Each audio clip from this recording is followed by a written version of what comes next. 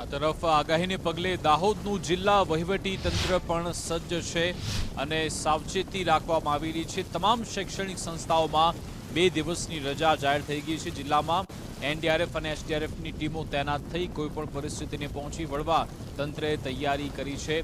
તમામ તાલુકામાં અધિકારીઓને જરૂરી સૂચના આપવામાં આવ્યા છે। આગાહીને પગલે દાહોદ જિલ્લા વહીવટી તંત્ર પણ સજ્જ છે।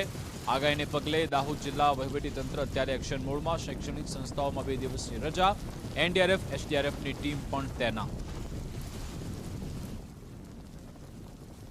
ખાસ કરીને હવામાન ખાતા દ્વારા આગામી બંને દિવસો 31 જુલાઈ અને 1 ઓગસ્ટના રોજ ભારેથી અતિભારે વરસાદ થવાની સંભાવનાઓ વ્યક્ત થયેલી છે। તો એ માટે વહીવટીતંત્ર અત્યારે સંપૂર્ણ સુસજ્જ છે। અત્રેના જિલ્લામાં એનડીઆરએફ તથા એસડીઆરએફની 2 ટીમો હાલ અત્રે સ્ટેશન છે, સ્ટેન્ડ બાય છે।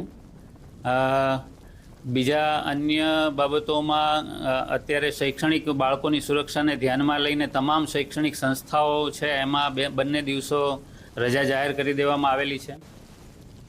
તેમજ જર્જરિત ઇમારતો છે ત્યાંથી સ્થળાંતરિત કરવા અને આવા જોખમી હોર્ડિંગ્સને દૂર કરવા માટે ચીફ ઓફિસરની કામગીરી અત્યારે ચાલુમાં છે।